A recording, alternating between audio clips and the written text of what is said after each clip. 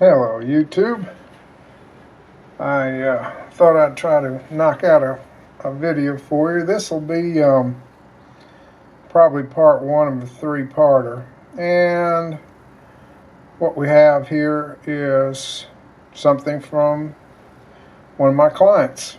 And they've sent me a knife to be looked at and redone, restored, preserved, if you will.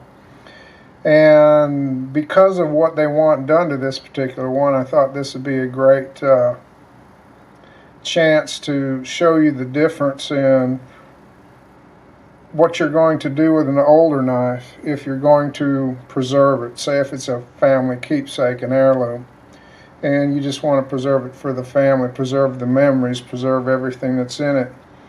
Or if you're doing restoration, or if you're actually going to make it back into a functional tool again.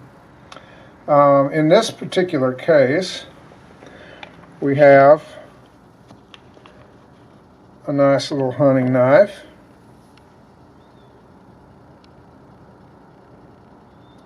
And this knife's going to tell us a story. Several stories, in fact, and I'll show you how to read what's on it. In this particular case, the owner of this knife, I had originally thought they wanted it preserved because it belonged to their grandfather, and I was going to just do that.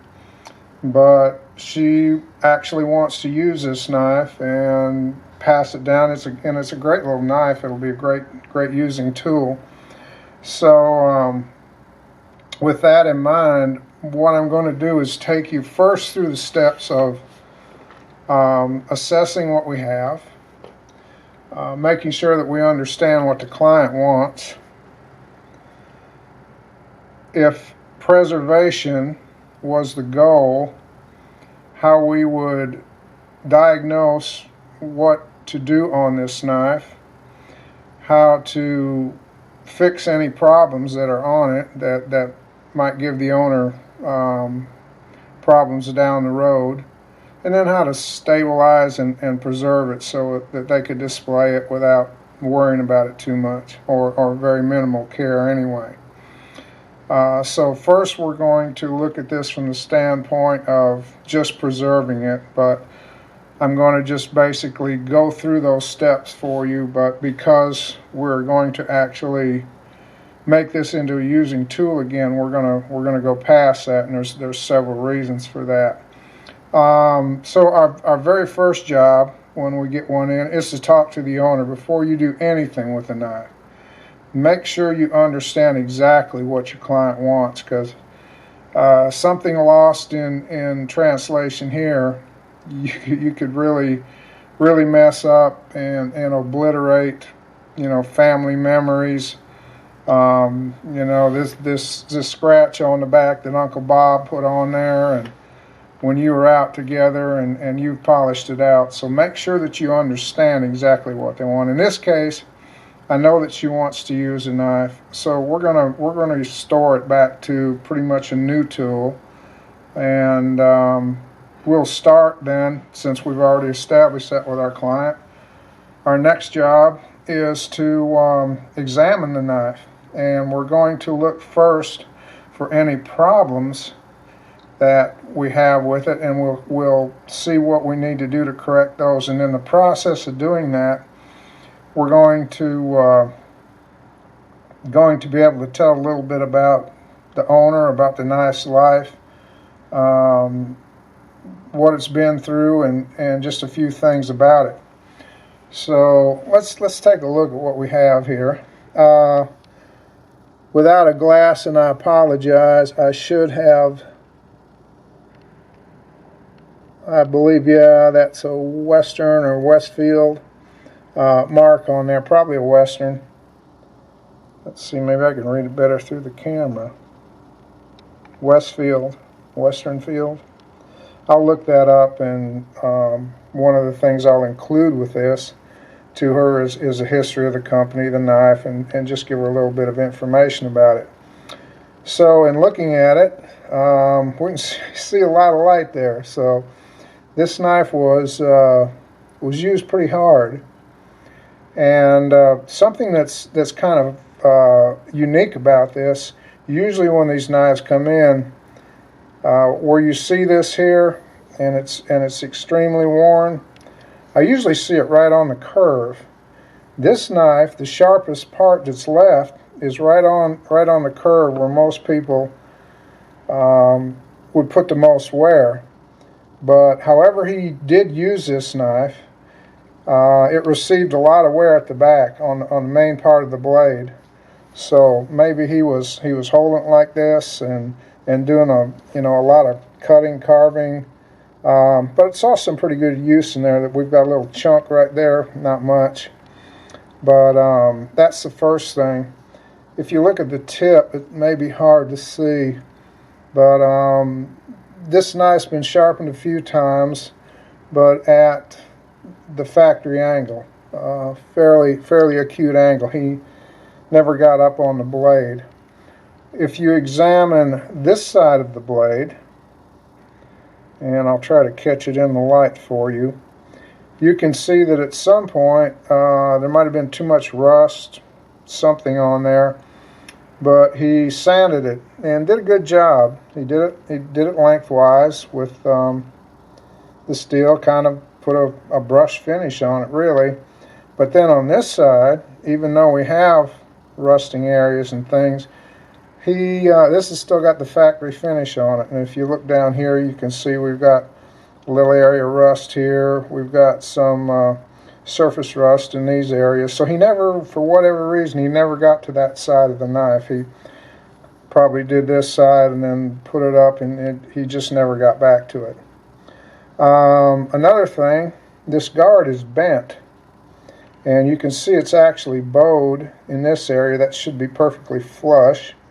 And let's see if I can get it up here.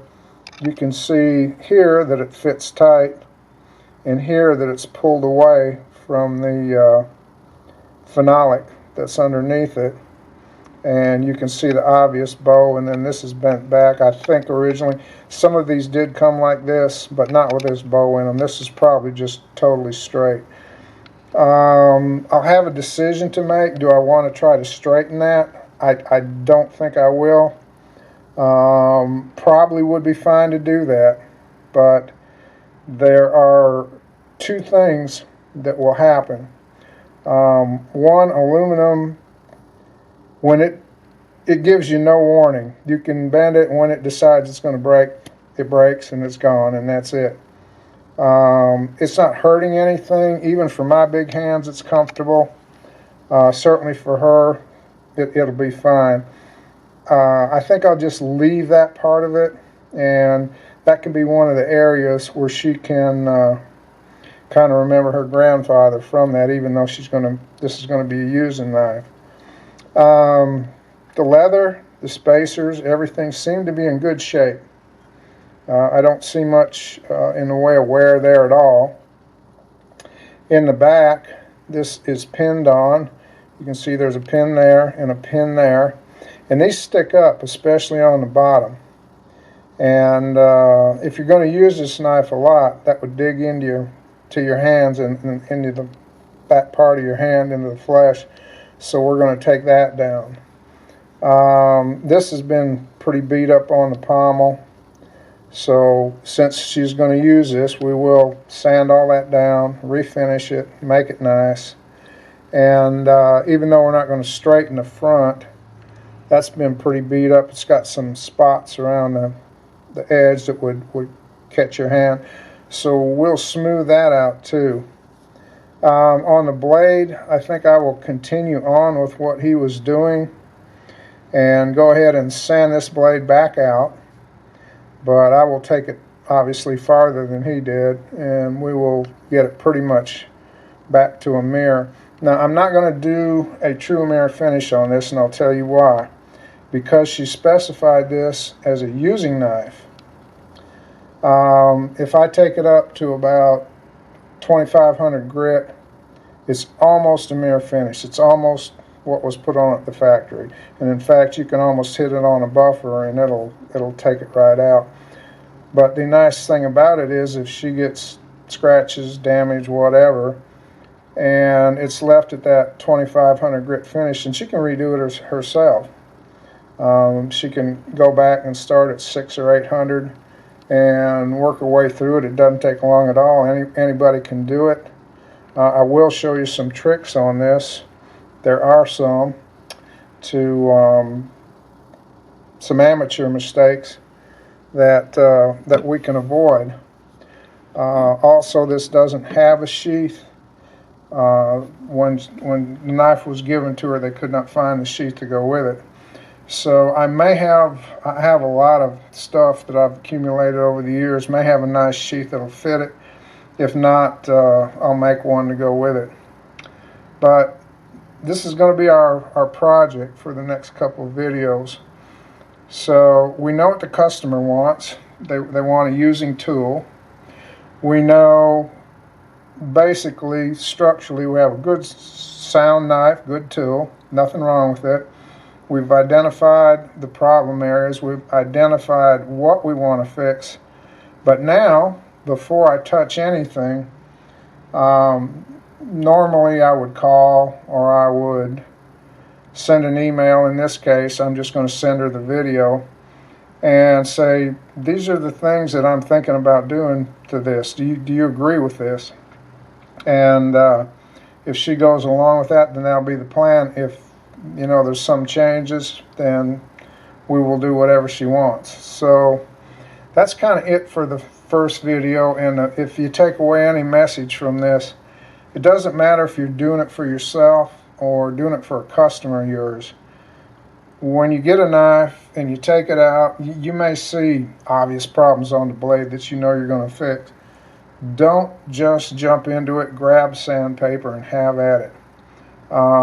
Fixing a knife for preservation, fixing a knife to preserve what's there is a little bit different than what you'll do for a knife like this, where we're going to actually put it back together, not put it together, but actually redo it to be used as a new using tool. So just take your time, look things over, check for any flaws or anything that you need to fix, and then check with your customer.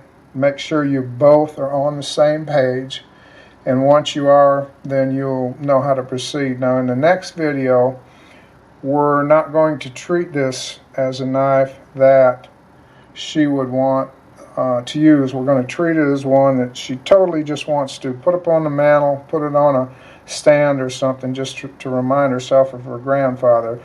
In which case we'd want to preserve all the dings, nicks. There's different ways you can remember people. Some, and I agree with her, and I told her I did. I would want to fix this up and use it because he used it. Every time I held it, I would think of him.